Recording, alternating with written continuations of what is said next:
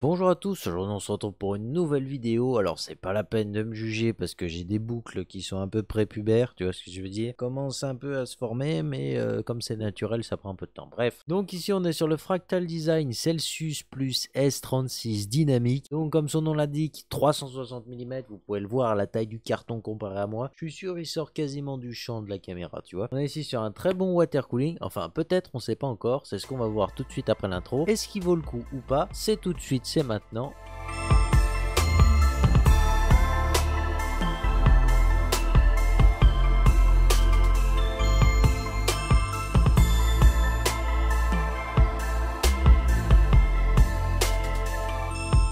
Comme je vous ai dit avant l'intro, aujourd'hui on s'attaque au Fractal Design. Je vais pas répéter le nom parce que vraiment il commence à me saouler tellement il est long ce nom. Pourquoi ils ont fait ça, je sais. Bref, donc on s'attaque au nouveau water cooling de chez Fractal Design. C'est pas la version RGB. Ça plaît pas à tout le monde, même si la pompe reste toutefois très très jolie. On est sur un water cooling qui ne m'a pas été offert ni rien. Je l'ai acheté avec mon propre budget. Et mine de rien, on va parler tout de suite d'un argument qui fait de lui quelque chose d'assez sympa. C'est son prix. Donc moi je l'ai eu à 135 € très récemment. Donc vraiment à 135 € un 360 mm avec des performances sur le papier plutôt pas dégueulasses. J'ai sauté dessus, je me suis dit que j'allais essayer cette nouvelle gamme de chez Fractal. J'ai jamais essayé aucun produit de chez Fractal, donc pour moi c'est de l'inconnu total. Qu'on va découvrir un petit peu tout ça dans cette vidéo. Comment va se dérouler la vidéo? Alors ça va être important. D'abord on va regarder la boîte, on va parler des fonctionnalités, de ce qu'il annonce sur le papier avec la performance des ventilateurs, de la pompe, tout ça. Et puis comme le papier ça fait pas tout, on va aller voir ce qu'il vaut en vrai et on va aller le mettre sur le i7 10700K et le comparer à un Ventirad que beaucoup de gens pourraient avoir en moyenne avec le Hyper 212 Black Edition que vous avez déjà vu plusieurs fois sur la chaîne. L'avantage c'est que ça vous offre un comparatif plutôt puissant ici parce que vous allez pouvoir voir la différence entre un Ventirad à peu près classique et un gros water cooling sur un processeur qui consomme jusqu'à 250 watts stock. Donc là je l'ai pas overclocké, il n'y a pas eu besoin pour voir la différence, vous allez voir ça dans cette vidéo. Donc je vous propose qu'on se lance tout de suite. Alors comment Fractal organise un petit peu sa boîte? Déjà on voit une boîte très très jolie avec des couleurs qui sont quand même très peu mis en avant parce que finalement comme il n'est pas RGB c'est un peu dommage, mais je sais que la version RGB est vachement mis en valeur sur la boîte, mais là on voit déjà que le RGB est ici très présent.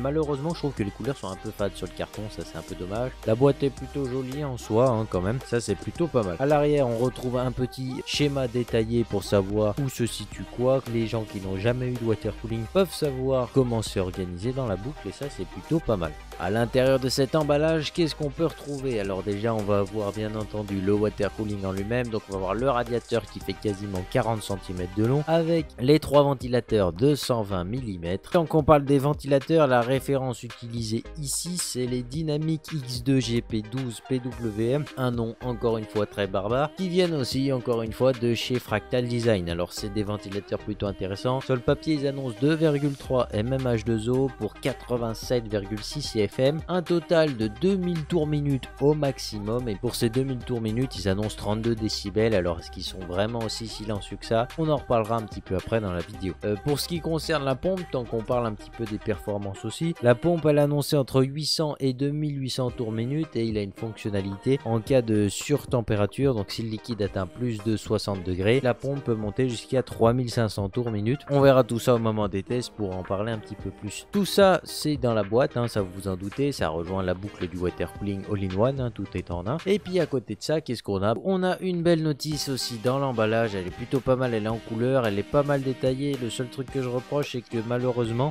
ils ont voulu faire le montage dans l'ordre en fait, mais au lieu de vous séparer par exemple deux montages, un Intel, un AMD, au risque de répéter les images des étapes, en fait ils ont préféré faire le montage vraiment mixte en fait. Vous allez avoir par exemple toutes les étapes communes et puis d'un coup vous allez avoir la page Intel, la page AMD et il faudra pas vous confondre entre les deux parce que sinon vous risquez de faire n'importe quoi. Ça c'est un peu dommage, mais sinon c'est déjà très cool d'avoir un livre totalement en couleur avec une très belle finition encore une fois. Vous savez tout ce qu'il y a dans l'emballage, il n'y a rien d'autre de spécial à part une backplate en plastique, voilà, elle a l'air un peu souple donc c'est plutôt pas mal. Et après on va voir tous les montages AMD et Intel qui sont communs au marché, donc vous avez vraiment de quoi monter énormément de modèles avec ça. Donc c'est à peu près tout pour la boîte, le reste reste très simple comme d'habitude dans la plupart des water cooling, j'ai envie de vous dire. dire. Maintenant on va s'attaquer un petit peu au montage. Est-ce qu'il est facile et pas facile à monter? Alors honnêtement je trouve qu'il a été super cool à monter, vraiment zéro problème ici et c'est plutôt bien. Là où Fractal frappe fort, c'est que par exemple un des gros avantages de ce water cooling, c'est qu'ils ont intégré un hub de ventilateur et d'adressable RGB directement sur ce water cooling. Alors l'avantage c'est que vous n'avez pas 12 000 câbles qui traversent tout le boîtier et en plus ça vous permet d'avoir tout nickel.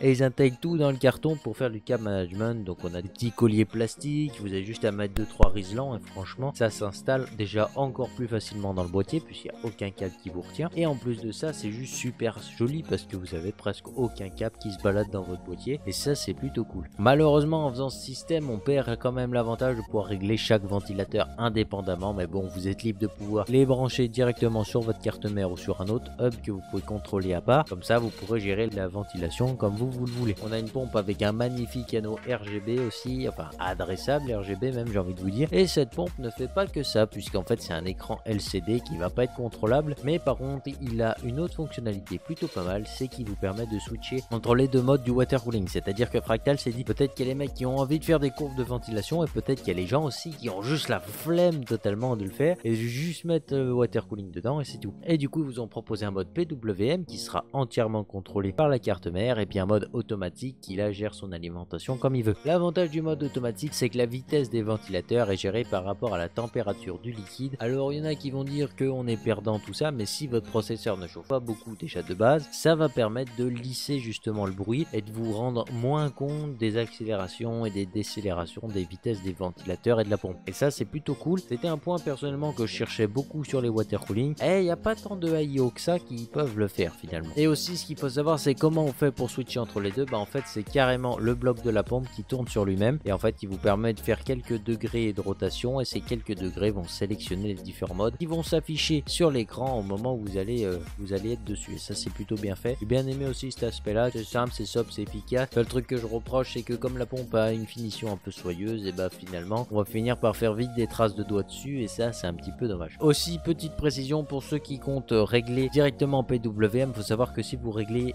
pas en PWM dans votre BIOS et que vous mettez en DC donc en courant continu, vous allez faire varier la tension pour gérer la vitesse. Et le problème c'est quand vous faites ça, bah, la LED fractale elle s'éteint et elle s'allume suivant la tension. Donc il faut vraiment que vous mettiez en PWM, ça sert à plus de soucis. Moi j'avais l'habitude par exemple de régler en DC et puis maintenant je règle en PWM parce que je suis obligé. C'était une habitude que j'avais, c'est pas spécialement mieux, pas spécialement moins bien, c'est juste que je trouvais que c'était un peu plus pratique. Et si maintenant on passait un petit peu aux performances brutes de ce water cooling, parce qu'on tourne beaucoup autour du pot mais on voit pas encore ce qu'il vaut, hein, j'ai envie de vous dire. Au niveau du protocole de test pour essayer tout ça, qu'est-ce qu'on a fait? Bah déjà on a monté les deux refroidissements qu'on va comparer. Donc il y a le Cooler Master Hyper 212 RGB qu'on a déjà essayé sur la chaîne, un ventilateur autour de 45 €, conçu pour dissiper 150 watts, ça représente la plupart des refroidissements que vous pouvez avoir chez vous. Et après on va voir le fameux Fractal Design dont on parle aujourd'hui pour voir un petit peu ce qu'il vaut à côté. Les deux ont été placés sur le i7 10700K. J'ai relevé la température de la pièce avant et après pour faire une moyenne et la soustraire à la température des composants directement. Pour ce qui concerne un peu plus justement les détails du refroidissement, les ventilateurs étaient à fond, la pompe du water cooling était à fond aussi. En PWM, je tiens à préciser, j'ai pas mis en automatique justement. Et après, qu'est-ce qui s'est passé pour que ça chauffe, hein, tout simplement? Et bah ce qui s'est passé c'est que j'ai lancé un Cinebench R20 que j'ai fait répéter en boucle pendant 5 minutes et comme ça nous donne une utilisation classique maximale que la plupart des gens vont avoir. Et après pour ceux qui veulent vraiment taper dedans comme des oufs, j'ai pris du Prime 95 et puis je l'ai fait chauffer pendant 10 minutes d'affilée pour voir un petit peu ce qu'il était capable d'encaisser. Maintenant que vous savez tous les détails, on va voir un petit peu les résultats de ces tests. Donc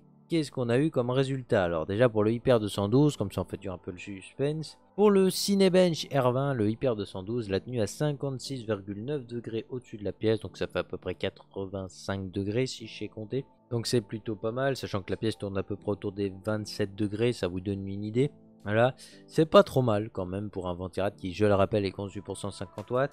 Donc sur Cinebench R20, il consomme au maximum 180 watts là le processeur. Et par contre après je l'ai mis sur Prime 95 comme je vous ai dit pendant 10 minutes. Et là on a eu un petit problème de taille, c'est que 73,95 degrés. Et puis si vous faites plus 27, vous avez compris qu'il avait atteint 100 degrés malheureusement. Et il a atteint ses 100 degrés au bout de 9 minutes à peu près. Donc voilà, il a quand même bien tenu puisque je dois le rappeler que ce i7 consomme 250 watts sur Prime 95 au maximal. Et du coup ça a été trop pour lui. Mais il a quand même vraiment tenu longtemps, il a consommé consommé, enfin il a tenu un pros qui consomme 100 watts de plus que sa limite et sans trop de problèmes en plus, donc ça c'est plutôt pas mal. Voilà.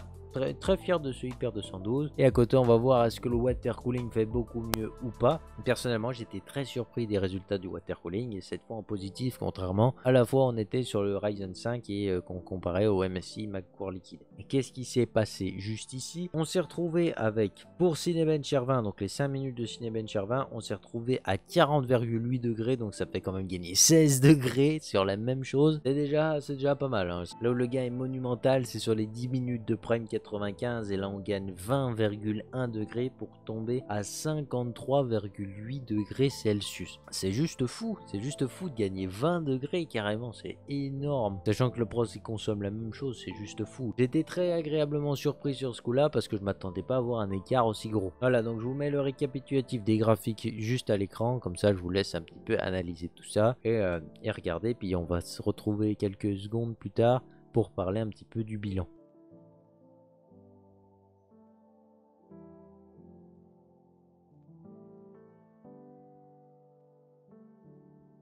Alors effectivement on a un water cooling qui est quand même vraiment très performant comme vous pouvez le voir sur le graphique, mais est-ce qu'il est silencieux? C'est vraiment le refroidissement le plus silencieux que j'ai eu entre mes mains. Alors qu'en water cooling le seul que j'ai eu avant c'était le MSI Mag-Core Liquide 240R qui était juste un avion lancé au maximum. Celui-là quand vous le faites tourner à bloc il fait un peu de bruit, hein. Il fait moins que le MSI mais il fait un peu de bruit. Et par contre dès que vous descendez un petit peu la vitesse des ventilateurs, je dirais jusqu'à 60%, il est totalement inaudible en fait dans la plupart des cas. Vous allez vraiment pas l'entendre du tout et c'est même pour ça que j'ai changé le nom de Siberion. C'est que à la base j'avais pas prévu de changer son nom, mais j'ai changé pour Titan Steel qui veut dire en gros titan silencieux à peu près en anglais, si mon anglais est pas trop mauvais. Pourquoi? Tout simplement parce qu'avec ce fractal design je peux enfin le laisser tourner par exemple toute la nuit sans même l'entendre, genre j'entends rien du tout. Le seul truc que tu entends un peu c'est le disque dur ronfler, mais après tu peux le laisser s'éteindre au bout d'un certain temps et puis du coup t'entends vraiment plus rien du tout. C'est juste super agréable et vraiment GG fractal design là-dessus. Un gros bravo parce que il est super silencieux ce water cooling. Pour le bilan de tout ça, on a un water cooling qui est quand même très sobre mais qui garde un petit peu de teinte RGB qui est plutôt pas mal, du RGB de très bonne qualité en plus parce que les blancs sont vraiment bien éclatants et ça fait vraiment plaisir. On a ici un water cooling qui est contrôlable avec la température du liquide, ce qui est très rare sur le marché, et surtout garantie 5 ans ici, et ça c'est vraiment fort. Ça fait vraiment plaisir de voir qu'une marque garantit enfin ses water cooling pendant 5 ans et ça c'est plutôt cool. En plus d'avoir un prix plutôt compact à certains moments, bon, parce que des fois il tourne autour de 160 mais dès qu'il descend à 135 il arrive pile en dessous de la concurrence de chez Corsair, notamment qui a le RGB Pro XT il me semble, qui tourne à 150 €, des fois il le descend à 140 et là 135 il se place juste dessous pour des performances meilleures, pour même moins de bruit, et ça c'est juste super cool. Sur ce, j'espère que cette vidéo vous a plu, j'espère que ce water cooling en lui-même vous a plu. Si c'est pas le cas, ça peut se comprendre parce que il a pas énormément de RGB, mais il y a la version Prisma pour ceux qui voudraient un peu plus de RGB. Pour ma part, agréablement surpris, on va vous faire un bilan au bout de quelques temps, voir s'il va pas tomber en ruine comme le MSI Mag-Core Liquide parce que ce sera un peu débile. Voilà, donc sur ce, si la vidéo vous a plu, n'hésitez pas à lâcher votre plus beau pouce RGB, à vous abonner si c'est pas encore fait. On se retrouve très bientôt pour une prochaine vidéo. Bye les gens.